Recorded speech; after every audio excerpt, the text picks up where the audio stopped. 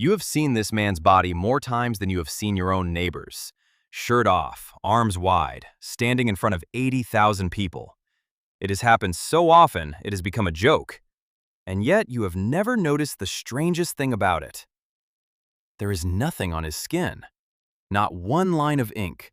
Not a name, not a date, not a lion, not a crest, not a Roman numeral wrapped around a forearm. In a sport where tattoos have become a second uniform, sleeves, chests, necks, knuckles, Cristiano Ronaldo's body is a blank page. And nobody asks why. You have watched this man for 20 years. You could describe his celebration, his stance, his free kick, his walk. But you have never once wondered about the empty skin. The reason is not vanity. It is not a sponsor, not a rule, not a superstition.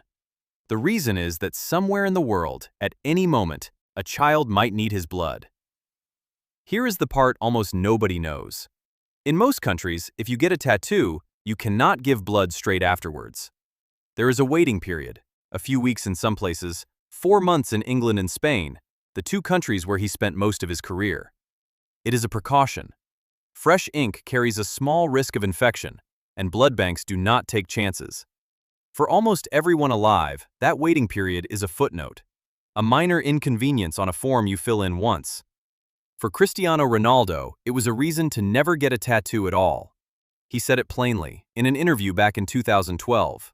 No tattoos, so he can donate blood more often. That was the entire answer. He gives blood roughly twice a year, and he has been doing it for well over a decade. But that still isn't the real story.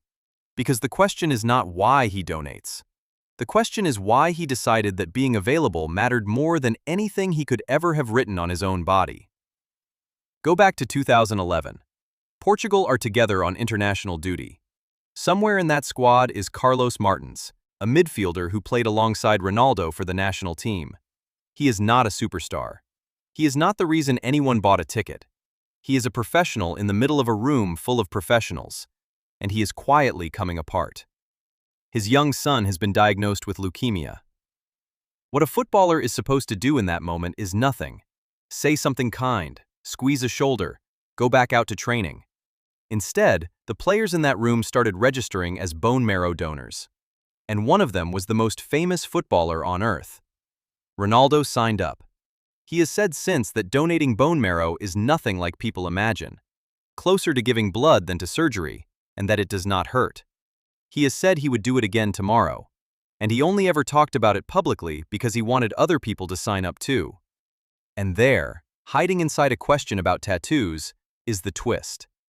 The blank skin is not an aesthetic choice. It is a promise. It is a man deciding that his body is not entirely his own, that it is, in some small, permanent way, on call. Now think about what that cost him. Every footballer's skin is a diary. The birth of a child, a mother's name, a shirt number, a date, a lyric, a mistake made at 22 that you laugh about at 35. It is how an entire generation of players tells the world who they are. And Ronaldo has more to write on his skin than almost anyone who has ever played the game.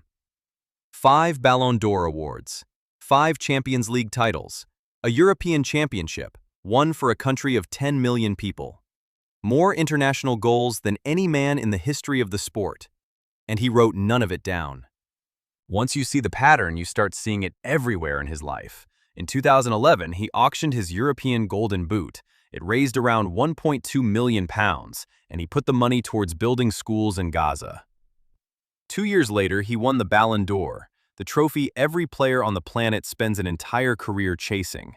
He auctioned that too, around £530,000, given to the Make-A-Wish Foundation, which grants wishes to terminally ill children. He has been an ambassador for Save the Children, for UNICEF, for World Vision. He has fronted a global campaign asking ordinary people to become lifelong blood donors, pointing out the thing most of us never think about, that one donation can help several people at once.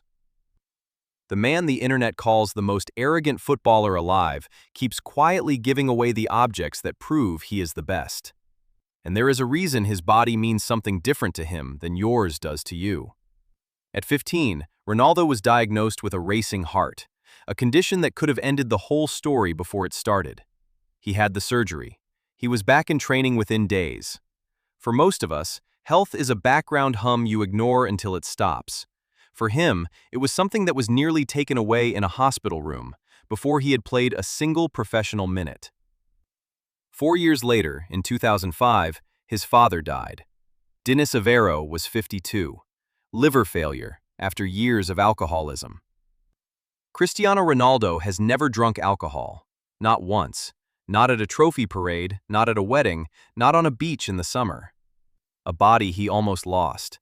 A father lost to what a body can do to a man. And a skin kept clean, permanently, so that a stranger's child can borrow whatever is running underneath it.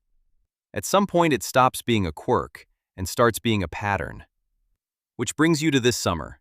On the 6th of July, 2026, in front of the entire world, Portugal lost 1-0 to Spain, and Cristiano Ronaldo's last World Cup ended. He is 41 years old. He had already said before the tournament that this one would be his last. He will never lift that trophy. It is the one thing the greatest international goal scorer in the history of football never got. And here is the quiet truth. That trophy would have gone into a cabinet, or, knowing him, under an auctioneer's hammer and turned into a school or a hospital bill, or a wish for a child who does not have long left. Somewhere out there, right now, a person is walking around with his blood inside them. They do not know it. He does not know them. There is no photograph of it, no stadium, no shirt pulled over the head. It is the only thing he has ever done that cannot be counted, ranked, or argued about against Messi. So the next time you see that body, arms wide, shirt off, 80,000 people screaming his name, look again at the empty skin. It is not blank. It is the only part of him he left free. And it makes you wonder what else you have looked at 10,000 times and never actually seen. What is the thing about your favorite player that has been sitting in plain sight your entire life? Tell me below, because football is full of these, and almost all of them are hiding in the parts nobody films. If this one stayed with you, leave a like and subscribe so you don't miss the next story hiding in plain sight.